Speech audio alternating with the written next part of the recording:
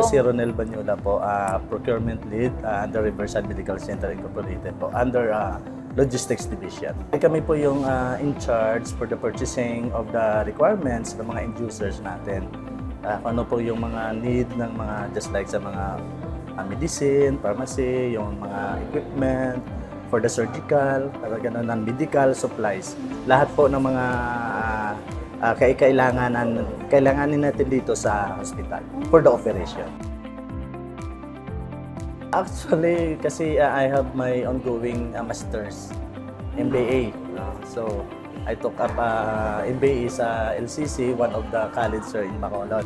So, it so happened na medyo yun nga, I need to pay the balance of my tuition. So, I approached the HR kung ano yung pwede nilang i-grant as educational loan. So, yun yung nirecommend nila, the ISALAD. Ano ba itong ISALAD to? Pina-confirm ko sa HR, ito pala isa parang ino-offer sa mga empleyado affiliated with the, yun nga sabi mo, for the SB Finance.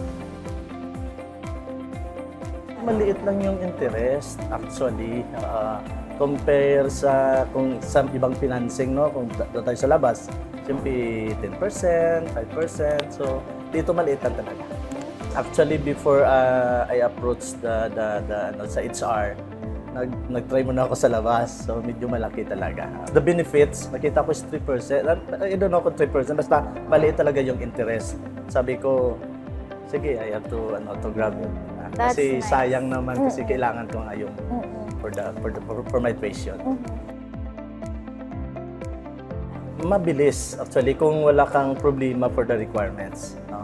Mabilis talaga kasi when I nag-try, nag-apply pala, hindi nga nakatapos ng 1 day, mayroon na talagang feedback.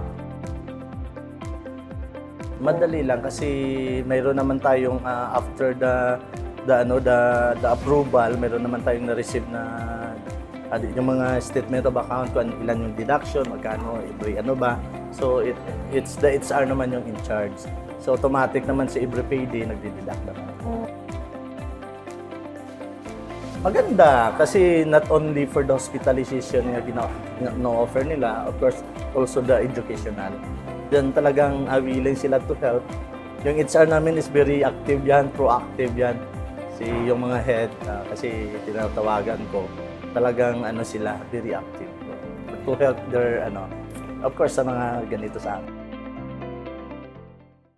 Sa takot mangutang. Yung mga takot sa mangutang, wag na kayong mangutang. Hindi. But for the, you have to select kung talagang anong mas maganda. Kung sa akin na nga, my own opinion is, kasi maliit lang talaga interest ng SB. Compared doon sa mga ibang maliit. Tapos, ang bilis ng processing, yun yung maganda, yung mabilis ang processing. Kasi, kung badly needed mo talaga yung financial, is doon ka na sa ISALAD. Sa SB Finance, dire pwede.